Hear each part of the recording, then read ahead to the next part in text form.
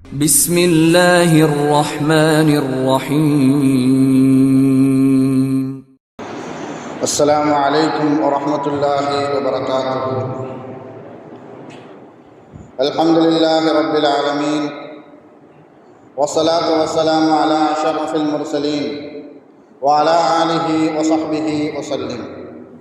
إن الحمد لله نحمده ونستعينه ونستغفره ونؤمن به ونتوكل عليه، ونعوذ بالله من شرور أنفسنا ومن سيئات أعمالنا. من يهده الله فلا مضل له ومن يضلله فلا هادي له، وأشهد أن لا إله إلا الله وحده لا شريك له، وأشهد أن محمدا عبده ورسوله. أما بعد، فيا أيها الناس أوصيكم عباد الله وإياي أولا بتقوى الله. قال الله تعالى: يا أيها الذين آمنوا اتقوا الله حق تقاته ولا تموتن إلا وأنتم مسلمون. وقال تعالى أيضا: يا أيها الناس اتقوا ربكم الذي خلقكم من نفس واحدة وخلق منها زوجها وبث منهما رجالا كثيرا ونساء، واتقوا الله الذي تساءلون به والأرحام إن الله كان عليكم رقيبا. وقال تعالى أيضا: يا أيها الذين آمنوا اتقوا الله وقولوا قولا سديدا يصلح لكم أعمالكم ويغفر لكم ذنوبكم، ومن يطع الله ورسوله فقد فاز فوزا عظيما. صدق الله العلي العظيم. قال نبينا صلى الله عليه وسلم: فإن الأصدق الحديث كتاب الله، وخير الهدي هدي محمد صلى الله عليه وسلم، وشر الأمور محدثاتها، وكل محدثة بدعة، وكل بدعة ضلالة، وكل ضلالة في النار. வார்த்தைகளில் சிறந்தது அல்லாஹ்வுடைய வார்த்தை என்றும், வழிகாட்டுதலில் சிறந்தது நபிகள் நாயகம் ஸல்லல்லாஹு அலைஹி வஸல்லம் அவர்களுடைய வழிகாட்டுதல் என்றும், காரியங்களில் மிக மிக கெட்டது மார்க்கத்தில் புதுமையை உண்டாக்குவது, ஒவ்வொரு புதுமையான காரியமும் வழிகேடுகள் அனைத்தும் உங்களை நரகில் கொண்டு போய் சேர்க்கும் என்று நமது நபி ஸல்லல்லாஹு அலைஹி வஸல்லம் அவர்கள் தங்களுடைய ஒவ்வொரு சொற்பொழிவிலும் இந்த மனித சமுதாயத்திற்கு ஞாபகப்படுத்தியதை இந்த நல்ல சந்தர்ப்பத்தில் இங்கு ஒன்று கூடியிருக்கின்ற உங்களுடைய சிந்தனையிலும் ஆரம்பமாக இந்த நபிமொழியை ஞாபகப்படுத்தி எனது உரையை ஆரம்பம் செய்கிறேன். அல்ஹம்துலில்லாஹ். கண்ணியமானவர்களே, அல்லாஹ் நல்லடியார்களே, அல்லாஹு தஆலா தன்னுடைய ஏகத்துவ கலிமாவை எத்தி வைப்பதற்காக வேண்டி இந்த உலகத்தில் எண்ணற்ற நபிமார்களையும் ரசூல்மார்களையும் அனுப்பி வைத்தான். அவர்கள் அனைவர்களுமே அல்லாஹுடைய கட்டளையின்படி அவரவர்களுக்கு அனுப்பப்பட்ட சமுதாய மக்களிடத்தில் அல்லாஹுடைய ஏகத்துவ கலிமாவை எத்தி வைத்தார்கள். அத்தனை நபிமார்களின் மீதும் ரசூல்மார்களின் மீதும் இறுதியாக வந்த நமது நபி ஸல்லல்லாஹு அலைஹி வஸல்லம் அவர்களின் மீதும் அவர்களுக்கு இறங்கிய இறை செய்தியை கண்ணால் கண்டும் காதால் கேட்டும் அப்படியே ஈமான் கொண்ட உத்தம சத்திய சஹாபாக்கள் சஹாபி பெண்மணிகளின் மீதும் அவர்களுக்கு பின் வந்த தாபீன்கள் தபா தாபீன்கள் இமாம்கள் நல்லோர்களின் மீதும் குறிப்பாக இந்த ஜும்மாவில் அல்லாஹுவை பற்றியும் அவனுடைய தூதர் முஹம்மது நபி ஸல்லல்லாஹு அலைஹி வஸல்லம் அவர்களை பற்றியும் தெரிந்து கொள்வதற்காக வேண்டி இங்கு ஒன்று கூடியிருக்கின்ற உங்கள் மீதும் என் மீதும் உங்களது குடும்பத்தாரின் மீதும் எனது குடும்பத்தாரின் மீதும் அல்லாஹுடைய சாந்தியும் சமாதானமும் திருப்பொருத்தமும் மன்னிப்பும் இன்றும் என்றென்றும் உண்டாவதாக என்று கூறி எனது உரையை ஆரம்பம் செய்கிறேன். அல்ஹம்துலில்லாஹ். கண்ணியமானவர்களே, அல்லாஹ் நல்லடியார்களே, அல்லாஹு தஆலா உலகத்தில் படைத்திருக்கக்கூடிய அனைத்து படைப்புகளையும் எதன் அடிப்படையில் படைத்திருக்கிறான் என்று அல்லாஹ் குர்ஆனில் சொல்லி காட்டுவான். ஒவ்வொரு படைப்பையும் ஒரு படைப்பின் மீது சார்ந்தவர்களாக உதவி தேடிக்கொள்ளக்கூடியவர்களாக உதவி செய்யக்கூடியவர்களாகத்தான் நான் படைப்பினங்களை படைத்திருக்கிறேன் என்பதாக அல்லாஹு தஆலா குர்ஆனின் மூலமாக பறைசாட்டுவான். அதில் மனித படைப்புகளாக இருந்தாலும் சரி, அவர்களும் ஒருவரிடத்தில் மற்றவரிடத்தில் உதவி தேடக்கூடியவர்களாகத்தான் இருக்கிறார்கள் என்பதை அல்லாஹ் குர்ஆனின் மூலமாக சொல்லி காட்டுவான். இதை பற்றி அல்லாஹ் 16வது அத்தியாயம் 71வது வசனத்தில் அல்லாஹ் சொல்லி காட்டும் பொழுது, வல்லாஹு ஃபல்லல பஅதகும் அலா பஅதின் ஃபிர் ரிஸ்க், உங்களில் சிலரை விடவும் மேன்மையாக்கி வைத்திருக்கிறேன் என்பதாக அல்லாஹ் சொல்லி காட்டுவான். இன்னொரு இடத்துல 43வது அத்தியாயம் 32வது வசனத்தில் அல்லாஹ் சொல்லி காட்டும் பொழுது, லியத்தஹித பஅதுஹும் பஅதன் சுக்ரியா, உங்களில் சிலரை சிலரிடத்தில் உதவி தேடக்கூடியவர்களாக ஆக்கியிருக்கிறேன். இதன் மூலமாக மனித சமுதாயத்தில் நான் ஏற்றத்தாழ்வை ஏற்படுத்தி இருக்கிறேன் என்பதாக அல்லாஹு தஆலா சொல்லி காட்டுவார். அல்லாஹ் ஏற்படுத்தி இருக்கக்கூடிய இந்த ஏற்றத்தாழ்வு என்பது உலகத்தில் மனிதர்களால் சில நாடுகளிலும் சில ஊர்களிலும் சில சமயங்களிலும் சில தத்துவங்களை கொண்டிருக்கக்கூடிய மனிதர்களிடத்திலும் ஏற்படுத்தி வைத்திருக்கக்கூடிய ஏற்றத்தாழ்வு போல் அல்ல அல்லாஹு தஆலா ஏற்படுத்தி இருக்கக்கூடிய ஏற்றத்தாழ்வு. ஏனென்றால் மனிதர்களால் ஏற்படுத்தி இருக்கக்கூடிய ஏற்றத்தாழ்வு என்பது பிறப்பின் அடிப்படையினால், மொழியின் அடிப்படையினால், நிறத்தின் அடிப்படையினால், இனத்தின் அடிப்படையினால், ஜாதியின் அடிப்படையினால் மனிதர்களுக்கு மத்தியில் ஏற்றத்தாழ்வு மனிதர்களால் உருவாக்கப்பட்டு இருக்கிறது.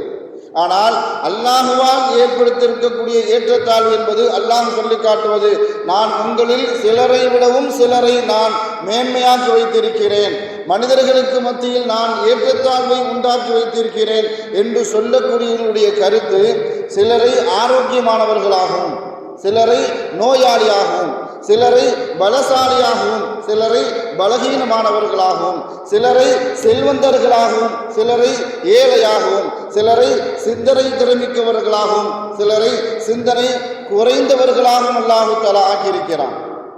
இப்படி ஏற்படுத்தி இருக்கக்கூடிய மிகப்பெரிய ஒரு காரணமே பிறர் ஒருவர் மற்றவரிடத்தில் தேவையாக வேண்டும், ஒருவர் மற்றவரை சார்ந்து இருக்க வேண்டும் என்ற அடிப்படையில் அல்லாஹு தஆலா மனிதர்களுக்கு மத்தியில் இப்படி ஏற்றத்தாழ்வை அல்லாஹு தஆலா ஏற்படுத்தி இருக்கிறான்.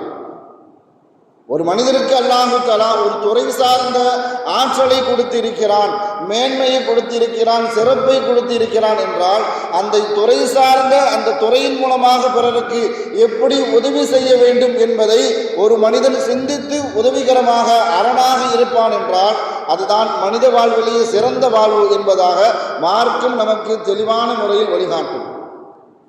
இறையச்சம் உடையவர்கள் யார் என்பதாக அல்லாஹ் தஆலா சூரத்து பக்ராவினுடைய ஆரம்பத்திலே அல்லாஹ் சொல்லி காட்டுவான்.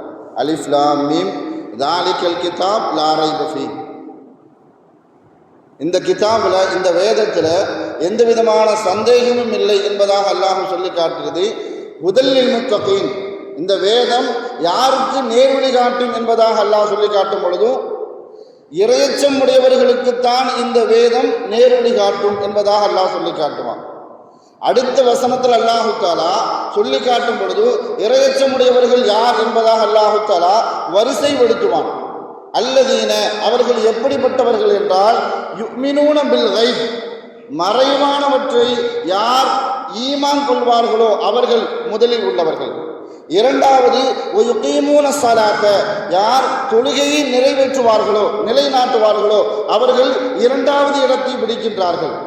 மூன்றாவது இடத்தை பிடிக்கக்கூடியவர்களை அல்லாஹு தஆலா அந்த வசனத்தினுடைய இறுதியில் சொல்லி காட்டும் பொழுது மிம்மா ரஸக்னாஹும் யுன்ஃபிகூன், நான் எதை அவர்களுக்கு வழங்கி இருக்கின்றேனோ அதிலிருந்து யார் செலவு செய்வார்களோ அவர்களும் இறையச்சமுடையவர்கள் என்பதாக அல்லாஹு தஆலா சுட்டி காட்டுவான். மற்றவர்களுக்கு கொடுக்கிறது அப்படின்னு சொன்ன உடனே நம்முடைய சிந்தனையிலே நினைவுக்கு வருவது செல்வம் மாத்திரமே நம்மளுடைய நினைவுக்கு வரும். அதுதான் யதார்த்தமான உண்மை. ஆனால் அல்லாஹ் சொல்றது செல்வத்தை மாத்திரமல்ல, நான் எதை அவர்களுக்கு வழங்கி இருக்கின்றேனோ அது செல்வமாக இருக்கலாம், கல்வியாக இருக்கலாம், உடல் ஆரோக்கியமாக இருக்கலாம், மனிதர்களுக்கு யோசனை சொல்லக்கூடிய நல்ல சிந்தனையாக கூடவராக இருக்கலாம். எதுவாக இருந்தாலும் நான் எதை அவர்களுக்கு வழங்கி இருக்கின்றேனோ அதிலிருந்து யார் செலவு செய்வார்களோ அவர்களும் இறையச்சமுடையவர்கள் தான் என்பதாக அல்லாஹு தஆலா சூரத்து பக்ராவினுடைய ஆரம்பத்தில் அல்லாஹ் சொல்லி காட்டுவான். இப்னு சலாஹ் என்று சொல்லக்கூடிய மிகப்பெரிய ஒரு அறிஞர், வரலாற்று ஆசிரியரும் கூட, நிறைய வரலாற்று செய்திகளை தன்னுடைய புத்தகத்தின் வழியாக பதிவு செய்திருக்கிறார்கள். அவர் எழுதிய ஒரு வரலாற்று நூல் தபகாத்து ஷாஃபிய்யா என்று சொல்லக்கூடிய ஒரு வரலாற்று நூல். அந்த வரலாற்று நூலில் ஒரு செய்தியை இப்னு சலாஹ் ரஹ்மத்துல்லாஹி அலைஹி அவர்கள் பதிவு செய்வார்கள்.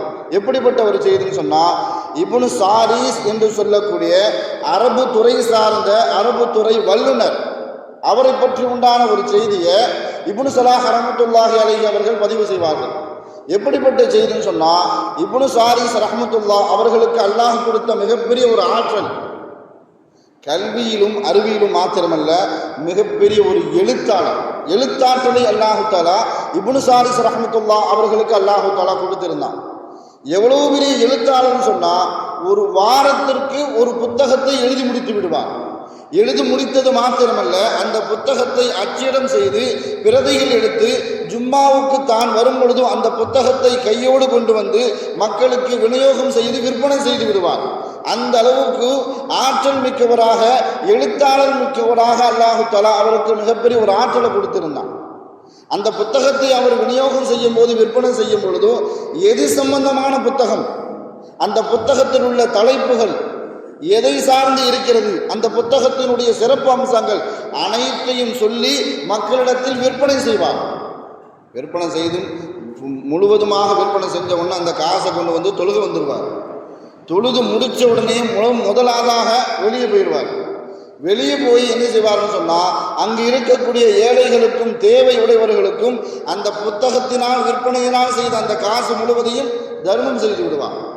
இதை சிலர் பார்த்து இப்னு சாரிஸ் ரஹ்மத்துல்லாஹ் அவர்கள்ட்ட கேட்குறாங்க, நீங்கள் கஷ்டப்பட்டு சத்தம் போட்டு புத்தகத்தை அனைத்தையும் விற்றீர்கள், வித்த காசை முழுவதுமாக என்ன செஞ்சிட்டீங்க, தர்மமும் செஞ்சிட்டீங்க, ஏன் இப்படி செய்கிறீங்க அப்படின்னு இப்னு சாரிஸ் ரஹ்மத்துல்லாஹ் அவர்களிடத்தில் கேட்கும் பொழுது இப்னு சாரிஸ் ரஹ்மத்துல்லாஹ் சொல்லி காட்டினார்கள், அல்லாஹு தஆலா எனக்கு அறிவாற்றலை தந்திருக்கிறான், எழுத்தாற்றலையும் தந்திருக்கிறான்.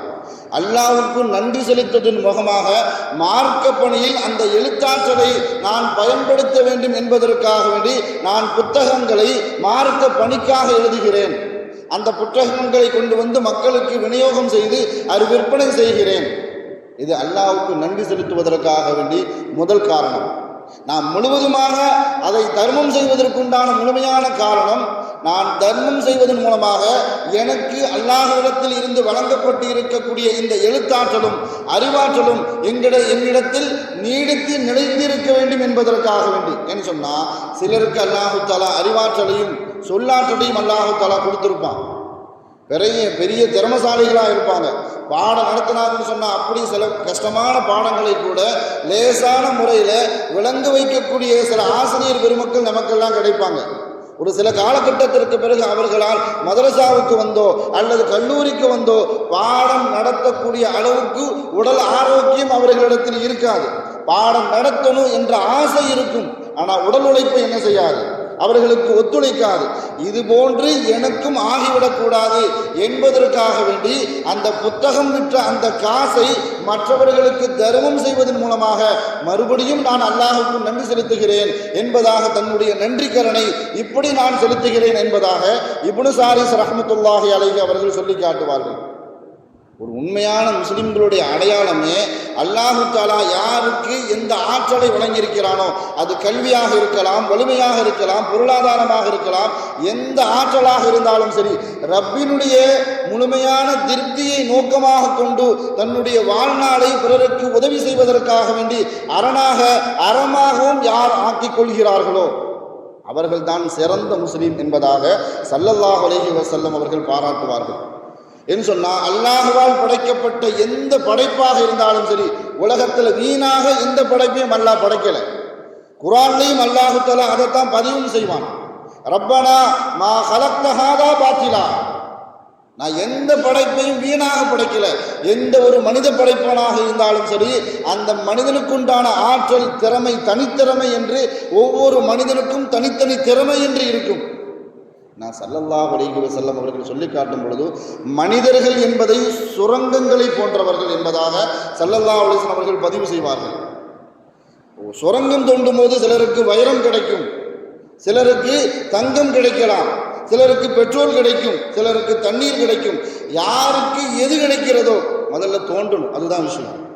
தோண்டாமல் விட்டுட்டோன்னு சொன்னால் எதுவுமே கிடைக்காது. யாருக்கு எந்த செயல் கிடைக்கிறதோ, எந்த பொருள் கிடைக்கிறதோ, அதன் மூலமாக யார் பிறருக்கு உதவிகரமாக இருப்பார்களோ அவர்கள்தான் சிறந்த முஸ்லிம் என்பதாக ஸல்லல்லாஹு அலைஹி வஸல்லம் அவர்கள் சொல்லி காட்டுவார்கள். ஏன்னா சூரத்து மாயிதாவினுடைய 2வது வசனத்தில் அல்லாஹ் சொல்லி காட்டுவான், வதஆமனு அலல் பிர்ரி வத்தக்வா, மனிதர்களே, உங்களில் ஒருவருக்கொருவர் நல்ல காரியத்திலும் சரி, இறையச்சத்திலும் சரி, ஒருவருக்கொருவர் உதவிகரமாக இருந்து கொள்ளுங்கள் என்பதாக அல்லாஹு தஆலா கட்டளையிடுவான். உலகத்தில் எந்த மனிதனாக இருந்தாலும் சரி, எனக்கு யாருடைய உதவியுமே தேவையில்லை, எந்த மனிதனுடைய உதவியும் இல்லாமல் என்னால் உலகத்தில் வாழ முடியும் என்று எந்த மனிதராலும் சொல்லவே முடியாது. ஒரு மனிதர் தன்னுடைய வாழ்வை சரியான முறையில் அமைத்துக் கொள்வதாக இருந்தாலும் சரி, வாழ்வினுடைய அடுத்த கட்டத்திற்கு உயர்மட்டத்திற்கு செல்வதாக இருந்தாலும் சரி, ஒரு மனிதனுடைய ஒத்துழைப்பும் உதவியும் ஒரு மனிதனுக்கு கண்டிப்பாக தேவை. குர்ஆன்லையும் அல்லாஹ் தஆலா அதைத்தான் பதிவு செய்வான். இந்த உலகத்தை ஆட்சி செய்யக்கூடிய வாய்ப்பை அல்லாஹ் தஆலா 4 பேருக்கு அல்லாஹ் கொடுத்தான். 2 முஸ்லிம்கள், 2 முஸ்லிம் அல்லாதவர்கள். முஸ்லிம்கள் சுலைமான் அலைஹிஸ்ஸலாம் அவர்களுக்கும் துல்கர்னைன் அலைஹிஸ்ஸலாம் அவர்களுக்கும் அல்லாஹ் தஆலா வாய்ப்பு கொடுத்தான். முஸ்லிம் அல்லாதவர்கள் யாருன்னு சொன்னா, இப்ராஹிம் அலைஹிஸ்ஸலாம் அவர்கள் காலத்தில் வாழ்ந்த மன்னர் நம்ரூத், அதே மாதிரி புக்தனசர் என்று சொல்லக்கூடிய ஒரு மனிதர். இவர்கள் 2 பேருமே முஸ்லிம் அல்லாதவர்கள். முஸ்லிம்கள் சுலைமான் அலைஹிஸ்ஸலாம், துல்கர்னைன் அலைஹிஸ்ஸலாம். துல்கர்னைன் அலைஹிஸ்ஸலாம் அவர்களுக்கு அல்லாஹ் தஆலா உலகம் முழுவதும் ஆட்சி செய்யக்கூடிய வாய்ப்பையும் அதிகாரத்தையும் அல்லாஹ் தஆலா அந்த ஆளுமையை கொடுத்தான். இந்த ஆட்சி அதிகாரத்தை வைத்து தன் கீழ் வாழக்கூடிய மக்கள் சுகபோகமாக நிம்மதியான வாழ்க்கை வாழுகிறார்களா என்பதை சோதிப்பதற்காக வேண்டி ஒரு இடத்திற்கு செல்லக்கூடிய நேரத்தில் அந்த இடத்து மக்கள் பேசக்கூடிய பாஷை இவருக்கு தெரியல. ஆனால் அவர்கள் ஏதோ ஒரு துன்பத்தில் இருக்கிறார்கள் என்பதை அவர்களுடைய செய்கைகளின் மூலமாக துல்கர்னைன் அலைஹிஸ்ஸலாம் அவர்கள் அறிந்து கொள்கிறார்கள். ஒரு மன்னர் தன்னிடத்தில் முறையிட்ட அந்த மக்களிடத்திலேயே உதவி தேடிய விஷயத்தை அல்லாஹ் தஆலா சூரத்து கஹ்ஃபினுடைய கடைசி பகுதியில் அல்லாஹ் தஆலா பதிவு செய்வான். அந்த மக்களுடைய கோரிக்கை என்னன்னு சொன்னா, எங்க பகுதியில யாஜூஜ் மாஜூஜ் என்று சொல்லக்கூடிய கூட்டத்தார்கள் எங்க பகுதிக்கு வந்து அநியாயம் செய்கிறார்கள், அட்டூழியம் செய்கிறார்கள். அவர்களுடைய அநியாயத்திலிருந்தும் அட்டகாசத்திலிருந்தும் அட்டூழியத்திலிருந்தும் எங்களுக்கு ஒரு பாதுகாப்பு அரணை நீங்கள் ஏற்படுத்தி தர வேண்டும் என்பதாக அவர்களுடைய கோரிக்கை. அதற்காக வேண்டி நீங்கள் எந்த தொகையை கேட்டாலும் நாங்கள் தருவதற்கு தயாராக இருக்கிறோம் என்பதாக அந்த பகுதியில் வாழக்கூடிய மக்களினுடைய கோரிக்கை. ஆனால் துல்கர்னைன் அலைஹிஸ்ஸலாம் அவர்கள் அந்த மக்களிடத்தில் காலமா மக்கன்னி ஃபீஹி ரஹ்மத்துன், எனக்கு அல்லாஹு தஆலா மிகப்பெரிய ரஹமத்தை தந்திருக்கிறான், அல்லாஹ் தந்திருக்கக்கூடிய அந்த ரஹமத்து, அந்த கைர், அந்த நலவே எனக்கு போதுமானது அப்படின்னு சொல்லிட்டு அந்த மக்களிடத்தில் இவர் உதவி தேடியதை அல்லாஹு தஆலா பதிவு செய்வான். எப்படிப்பட்ட வார்த்தை அவர் சொன்னார் என்பதை அல்லாஹு தஆலா சூரத்துல் கஹ்ஃபினுடைய 96வது வசனத்தில் அல்லாஹு தஆலா சொல்லி காட்டுவான். ஃபஅஈனூனி பிகுவத்தின் அஜஅல் பைனக்கும் வ பைனஹும் ரதுமா. துல்கர்னைன் அலைஹிஸ்ஸலாம் அந்த பகுதியில் வாழக்கூடிய அந்த மக்களிடத்தில் சொல்லி காட்டினாங்க, நீங்கள் சொல்கிறது எனக்கு ஓரளவு புரியுது, நீங்கள் ஏதோ ஒரு கஷ்டத்தில் இருக்கிறீங்க, உங்கள் பகுதிக்கு வந்து யாரோ அட்டூழியம் செய்து கொண்டு செல்கிறார்கள், அவர்கள் இந்த பகுதிக்கு வராமல் இருப்பதற்கு நான் உங்களுக்கு ஒரு சிவரை கட்டித்தருகிறேன். குர்ஆன்ல அல்லாஹ் தஆலா சொன்ன முதல் சிவில் இன்ஜினியர் துல்கர்னைன் அலைஹிஸ்ஸலாம். அவருக்கு அவர் கேரண்டி வாரண்டி எல்லாமே கொடுத்ததாக சூரத்து கஹ்ஃபினுடைய வரிசையாக அல்லாஹ் சொல்லி காட்டுவான். ஆனால் நமக்கு இங்கே விளங்கக்கூடிய ஒரு படிப்படையான பாடம் என்னன்னு சொன்னால், உதவி கேட்ட மக்களிடத்திலேயே எனக்கு நீங்கள் உதவி செய்வீங்க, ஃபஅஈனூனி எனக்கு நீங்கள் உதவி செய்ய வேண்டும்.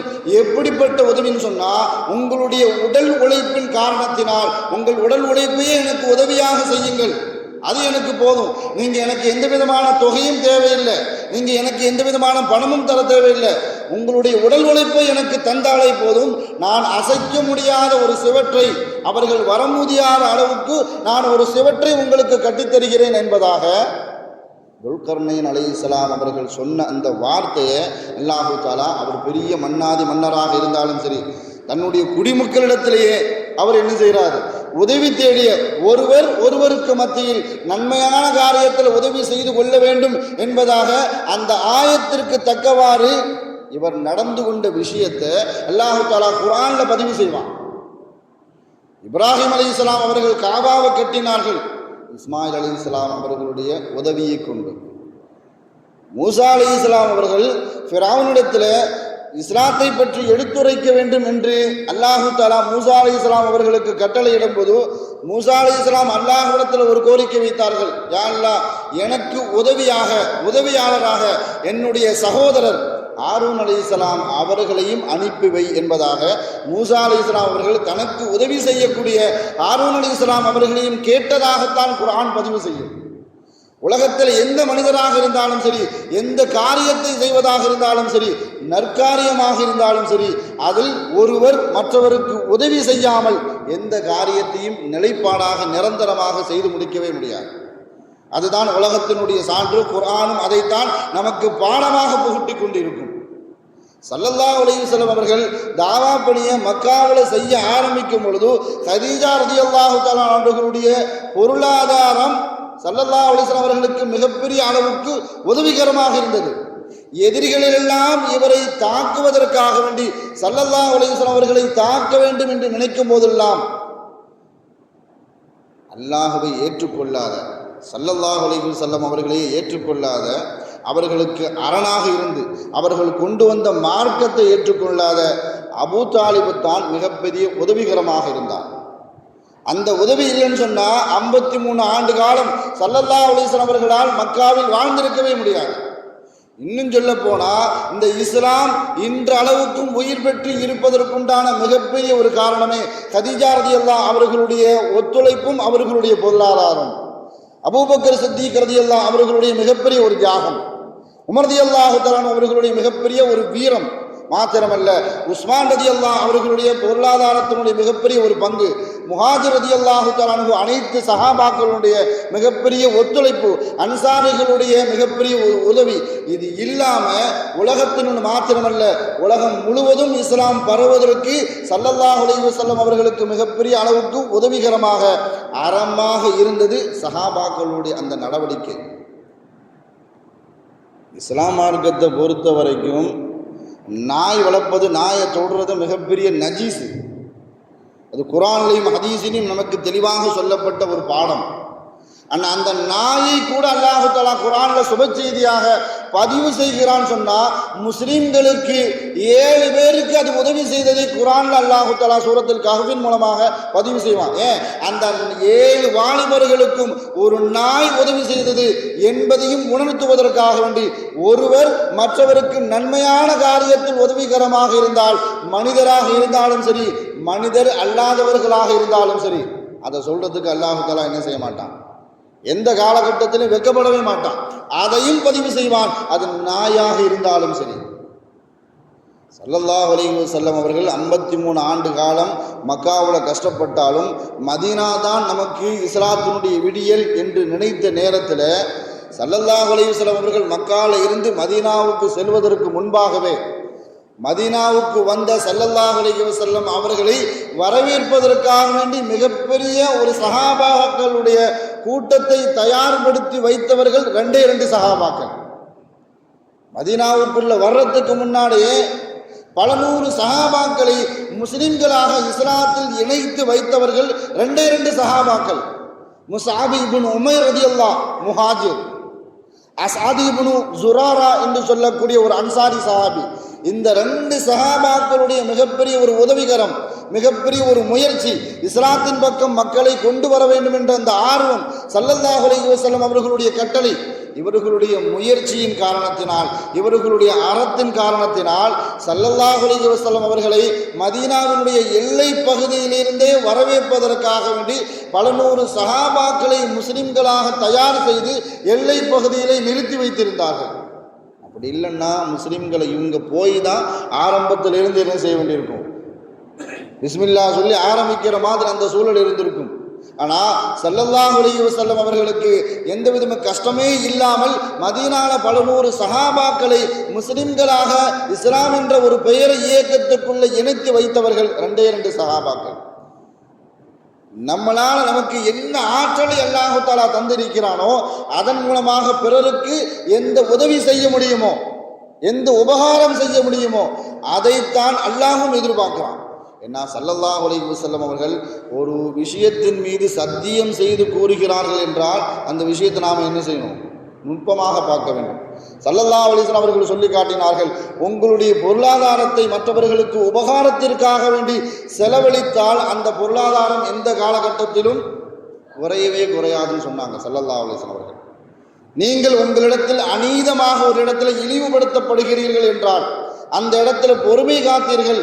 உங்களை யார் இழிவுபடுத்தினார்களோ, உங்களை யார் கேவலப்படுத்தினார்களோ, உங்களுக்கு யார் அநீதம் இழைத்தார்களோ அவர்களை நீங்கள் மன்னித்தால் அந்த இடத்துல உங்களுக்கு கண்ணியம் கிடைக்கும்னு சொன்னாங்க ஸல்லல்லாஹு அலைஹி வஸல்லம் அவர்கள்.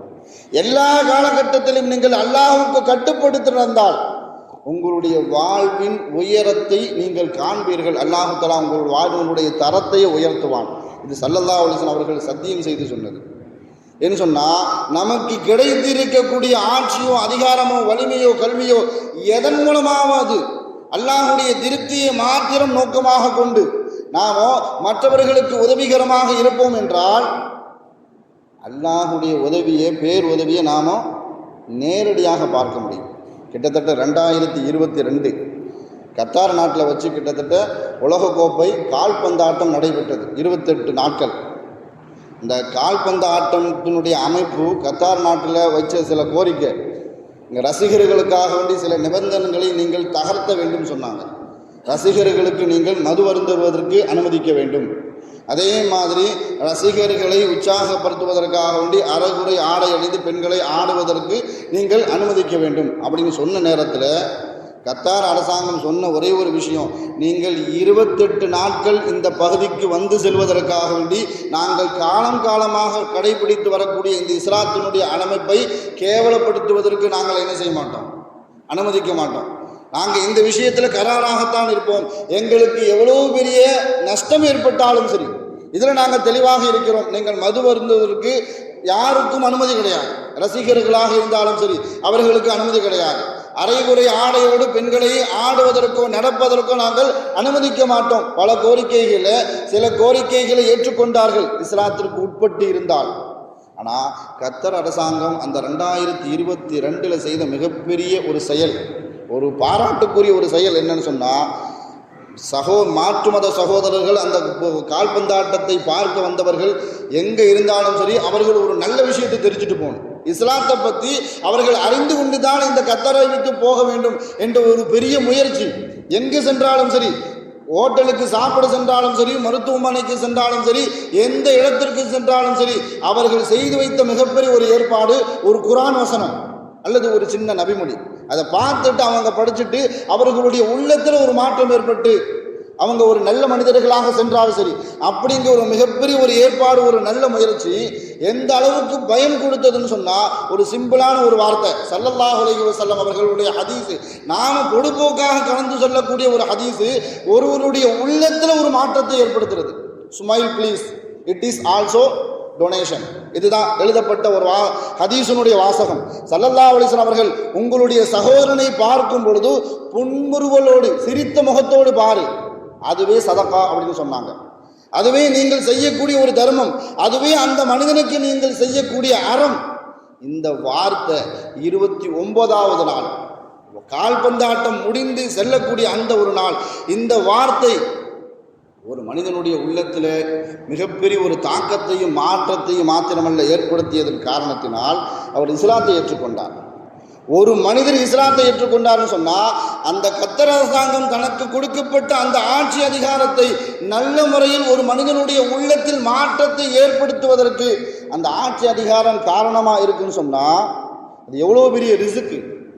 ஒரு மனிதன் இஸ்லாத்தை ஏற்றுக்கொள்வதற்கு காரணமாக அமைந்திருக்கிறது. ஒரு சின்ன ஹதீஸ் நாம் சரியாக கவனிக்காத, அது மாத்திரமல்ல பொடுபோக்காக கடந்து செல்லக்கூடிய ஒரு சின்ன ஹதீஸும் ஒரு மனிதனுடைய உள்ளத்தில் மாற்றம் ஏற்படுத்துன்னு சொன்னால் அது எவ்வளோ பெரிய ஒரு தாக்கம். உமர் ரலியல்லாஹு தஆலா அன்ஹு அவர்களுடைய ஆட்சி காலகட்டத்தில் ஒரு மனிதர் இப்படி துவா செய்கிறார், அல்லாஹும்ம லா தஜஅல்னி ஹாஜதம் மின் ஹல்கி, யா அல்லாஹ் நான் உலகத்தினுடைய படைப்பினங்கள் யாரிடத்திலும் எந்த தேவைக்காகவும் எந்த உதவிக்காகவும் சென்று நிற்கக்கூடாது. பார்த்தா நல்ல துவா மாதிரி தெரியும். ஆனால் உமர் ரலியல்லாஹு தஆலா அன்ஹு இந்த வார்த்தையை காதில் கேட்ட உடனே அந்த மனிதனை கூப்பிட்டு எச்சரிக்கிறார்கள். அநேகமாக நீ அல்லாஹ்விடத்தில் மௌத்தை கேட்கிறன்னு அர்த்தம். அநேகமாக நீ அல்லாஹ்விடத்தில் சுபிட்சத்தை கேட்கவில்லை, மௌத்தை கேட்கின்றார். மையத்தாக இருப்பவர், மையத்தாக யார் இருக்கின்றாரோ அவரால் மாத்திரமே பிறரிடத்தில் உதவி தேட முடியாது. என்ன அல்லாஹ் சொல்லி காட்டும் பொழுது, உங்களில் சிலரை விடவும் மேன்மையாக்கி வைத்திருக்கிறேன். காரணமே நீ அவர்கிட்ட போய் உதவி தேடணும், அவர் உனக்கு உதவி செய்ய வேண்டும். அதுதான் உலகத்தினுடைய மனித படைப்பினர்களுடைய அமைப்பே அதுதான்.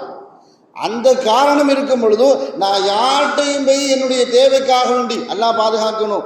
தேவை இருக்கக்கூடியவர்கள் தேவை அறிந்து உதவி செய்ய வேண்டும். ஆனால் அதுக்கு பேர் முசாஃபரா ஆக்குறதுன்னு அர்த்தம் இல்லை. உதவி தேவை, குடும்பத்தில் ஏதாவது ஒரு காரியத்தினால உதவி தேவை, அந்த உதவியை போய் கேட்கறது மார்க்கம் தப்பு இல்லை என்பதாக இந்த வசனத்தின் மூலமாக நாம் விளங்கிக் கொள்ள வேண்டும். அதைத்தான் உமர் ரலியல்லாஹு தஆலா அவர்கள் சொல்லி காட்டினார்கள். உலகத்தில் எந்த மனிதனுடைய உதவி ஒத்தாசை இல்லாமல் எந்த மனிதனாலும் சுபிட்சமான வாழ்க்கையை வாழவே முடியாது. அதனால தான் நீ மரணத்தை கேட்கின்றாய். மார்க்கம் நமக்கு கொடுத்திருக்கக்கூடிய மிகப்பெரிய ஒரு வாய்ப்பு ஜனாசா தொழுகை. ஒருவர் மரணித்தாலும் அதுவே நமக்கு நஷ்டம். அவருடைய இழப்பு எப்படிப்பட்ட இழப்புன்னு சொன்னா, நம்ம முதல் தக்பீர் கேட்டோம்னு சூரத்துல் ஃபாத்திஹா ஓதுவோம். ரெண்டாவது தக்பீருக்கு பிறகு அத்தஹியாத்தில் வரக்கூடிய ஸலவாத், மூன்றாவது தக்பீர் நாம் பொதுமக்களுக்கு சொல்லக்கூடியது இந்த மையத்திற்காக வேண்டி அல்லாஹு மக்ஃபிர் லஹு அப்படின்னு துவா செய்யுங்க அப்படின்னு. ஆனால் அதில் பெரிய நீண்ட துவாவை ஸல்லல்லாஹு அலைஹி வஸல்லம் அவர்கள் கேட்பார்கள். நான்காவது தக்பீருக்கு பின்னாடி இருக்கக்கூடிய மாமூம்கள் சும்மா நிற்கக்கூடாது அப்படிங்கிறதுக்காக வேண்டி அல்லாஹும்ம லா தஹரிம்னா அஜ்ரஹு வலா தஃப்தின்னா பஅதஹு வக்ஃபிர் லனா வலஹு. நான் பொதுவாக அரபு நாட்டில் போய் நம்ம ஜனாசா தொழுது நமக்கே ஒரு வித்தியாசமாக இருக்கும். என்ன சொன்னால், அன்னைக்கு கூட கிட்டத்தட்ட போன வாரத்துக்கு முந்தின வாரத்தில் ஒரு சகோதரர் வந்து கேட்டார், ஹஸரத்து நம்ம ஜனாசா தொழுகைக்கு 2 சலாம் தானே, அஸ்ஸலாமு அலைக்கும் ரஹ்மத்துல்லா, அஸ்ஸலாமு அலைக்கும் ரஹ்மத்துல்லா, 2 ஜனாசா தானே தொழுகிறோம். ஆனால் அரபு நாட்டில் ஒரே ஒரு அஸ்ஸலாமு அலைக்கும் ரஹ்மத்துல்லா அப்படின்னு சொன்னவொன்னே என்ன செஞ்சுருவாங்க, மிகப்பெரிய ஒரு பாக்கியமே 5 வக்துக்கும் ஜனாசா தொழுகக்கூடிய பாக்கியம் காபத்துல்லாவிலும் சரி மதீனாவிலும் சரி இந்த பாக்கியம் கிடைக்கும். ஆனால் அங்கே ஒரு சலாத்தோடு என்ன செஞ்சுருவாங்க, 3வது தக்பீருக்கு பிறகு நீண்ட நேரம் இமாம் என்ன செய்வார், மாமூம்களுக்கு இடைவெளி கொடுப்பார். அதில் நீண்ட நேரம் துவா ஓதக்கூடிய பாக்கியம். அந்த துவாவில் மையத்திற்காக வேண்டி துவா செய்யணும். இந்த மையத்தினுடைய வாழ்வுக்காக வேண்டி, மறுமை வாழ்வுக்காக வேண்டி, கபர் வாழ்வுக்காக வேண்டி, நரகத்தினுடைய விடுதலைக்காக வேண்டி அப்படிலாம் செய்யணும். அதில் வரக்கூடிய ஒரு துவா தான் அல்லாஹும்ம லா தஹரிம்னா அஜ்ரஹு வலா தஃப்தின்னா பஅதஹு வக்ஃபிர் லனா வலஹு. யா அல்லாஹ், இவருக்கு பின்னாடி இவரின் மூலமாக கிடைத்து கொண்டிருந்த அந்த கூலியை எங்களை விட்டும் தடுத்து விடாதே. அல்லாஹும்ம லா தஹரிம்னா அஜ்ரஹு வலா தஃப்தின்னா பஅதஹு. யா அல்லாஹ், இவருக்கு பின்னாடி எங்களை குழப்பத்தில் ஆழ்த்தி விடாதே. வக்ஃபிர் லனா வலஹு. யா அல்லாஹ், அவரை மன்னிச்சிரு, எங்களை மன்னிச்சிரு. ஆனால் முதல்ல சொல்லக்கூடிய அந்த 2 வாசகம் அல்லாஹும்ம லா தஹரிம்னா அஜ்ரஹு, யா அல்லாஹ், அவரை விட்டும் அவரின் மூலமாக கிடைத்து இருக்கக்கூடிய கூலியை எங்களை விட்டும் தடுத்து விடாதே. ஆழ்ந்து சிந்திச்சு பார்த்தா நமக்கு நுட்பமான பல விஷயங்கள் வெளிப்படும். அடக்கம் செய்ய மையத்தாக இருக்கக்கூடியவர் ஒரு குடும்பத்தினுடைய ஆளுமையாக இருக்கலாம், அல்லது ஒரு தொழில் நகரத்தினுடைய மிகப்பெரிய ஒரு முதலாளியாக இருக்கலாம், ஒரு கல்லூரியினுடைய மிகப்பெரிய ஒரு சேவகராக இருக்கலாம், யாராகலாம் இருக்கலாம். அவருக்கு பின்னாடி அந்த கல்லூரியுடைய நிலைமை, அந்த குடும்பத்தின் நிலைமை, அவர் இருக்கும் பொழுதோ அவர் செய்த மிகப்பெரிய ஒரு நற்காரியம், அந்த குடும்பத்திற்கு அவர் செய்த நற்காரியம் சொன்னால் அப்படி அண்ணன் தம்பிங்கள் அப்படியே அணவரிச்சு என்ன செய்யறது, ஆளுமை செலுத்தி யாரையும் பிரிஞ்சு விடாம நல்லது கெட்டதில் அப்படியே அரவணைச்சு அப்படி கூட்டு போகிறது மிகப்பெரிய ஒரு ஆளுமை. அந்த ஆளுமை எல்லாத்திட்டையும் இருக்காது.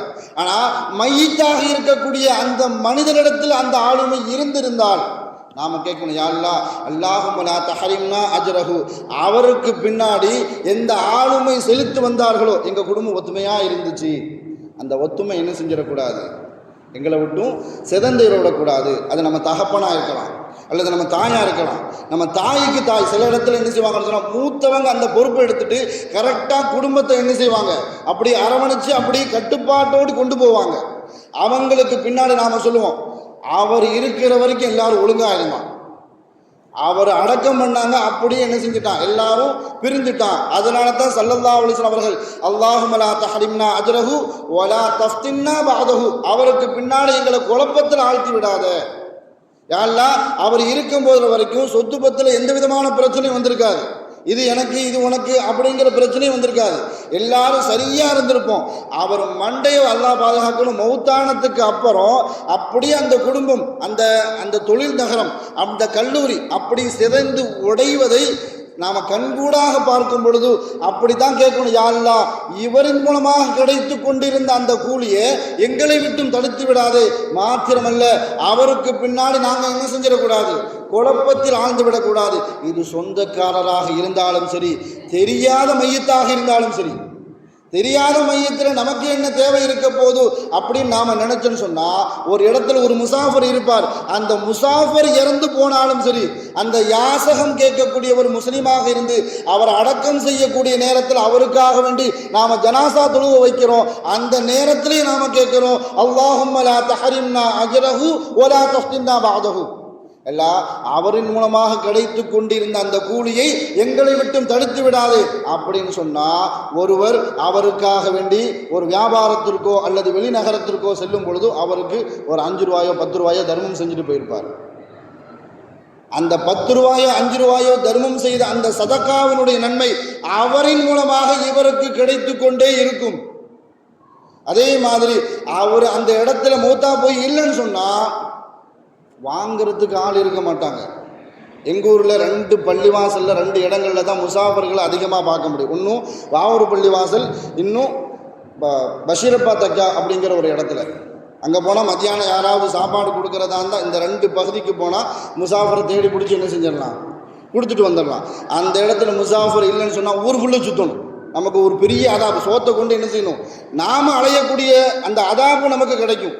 அதனால தான் ஒரு முசாஃபராக இருந்தாலும் சரி, அவருக்கு நாம ஜனாசா தொழு வைக்கும் பொழுதும் அல்லாஹும்ம லா தஹரிம்னா அஜ்ரஹு, யா அல்லாஹ் அவர் நமக்கு இவ்வளவு காலம் என்ன செஞ்சுட்டு இருந்தாரு, உயிரோடு இருந்து எனக்கு வரக்கூடிய முசீபத்தை எல்லாம் நான் சதக்கா செய்வதன் மூலமாக அவர் அதை விட்டும் அல்லாஹ்விடத்தில் பாதுகாப்பு தேடி தந்து கொண்டே இருந்தார். அவர் இல்லாத இடத்துல நான் யார்கிட்ட போய் என்னுடைய காசை கொடுப்பேன், என்னுடைய பணத்தை யார்கிட்ட கொண்டு போய் கொடுப்பேன்? இதனால தான் மனிதன் சக்கராத்துடைய நேரத்தில் கூட ஒரு விஷயத்தை அல்லாஹ்விடத்தில் கேட்டுக்கொண்டே இருப்பானாம். அவன் தேரக்கூடிய கடைசி அறம், யா அல்லாஹ் லவுலா அஹ்ர்தனி இலா அஜலின் கரீப். அல்லாஹு தஆலா குர்ஆனில் சொல்லி காட்டுவான். சூரத்து முனாஃபிக்குனுடைய கடைசி பகுதியில் ஒவ்வொரு மனிதனும் சக்கராத்துடைய நிலையில் ஆசைப்படக்கூடிய ஒரே ஒரு விஷயம், யா அல்லாஹ் எனக்கு கொஞ்ச நேரம் உயிரை கொடு, எனக்கு கொஞ்ச நேரம் உயிரை கொடு, நான் இவருக்கு ஒரு அறத்தை, ஒரு நல்ல காரியத்தை, ஒரு சதக்காவை செய்து கொண்டு வருகிறேன், அதன் மூலமாக நான் நல்லவனாக மாற வேண்டும் என்ற ஒரு விஷயத்தை சக்கராத்துடைய நேரத்தில் ஒவ்வொரு மனிதனும் ஆசைப்பட்டு கொண்டே இருப்பான் என்பதாக குர்ஆனின் மூலமாக அல்லாஹு தஆலா பறைசாட்டி கொண்டே இருக்கிறான். அல்லாஹு தஆலா நாம் வாழு காலகட்டத்தில் நமக்கு கொடுக்கப்பட்ட வலிமை, ஆற்றல், கல்வி, நமக்கு அல்லாஹு தஆலா எதை வழங்கியிருக்கிறானோ அதன் மூலமாக பிறருக்கு உபகாரமாக பிரயோஜனமாக வாழக்கூடிய நல்லடியார்கள் கூட்டத்தில் அல்லாஹு தஆலா நம் அனைவரையும் ஆக்கி அருள் புரிவானாக. வாழும் காலமெல்லாம் நோய் நொடிகள் இல்லாமல் உடல் ஆரோக்கியத்தோடு மன நிறைவோடு இன்பத்தோடு அல்லாஹுவை நின்று வணங்கி வழிபட்டும் வாழும் நசீபை அல்லாஹு தஆலா உங்களுக்கும் எனக்கும் நம்ம ஈண்டெடுத்த தாய் தந்தையர்களுக்கும் நம் மனைவி மக்கள் உற்றார் உறவினர் யாவருக்கும் கொடுத்து அருள் புரிவானாக என்று கூறி எனது வார்த்தையை நிவர்த்தி செய்கிறேன்.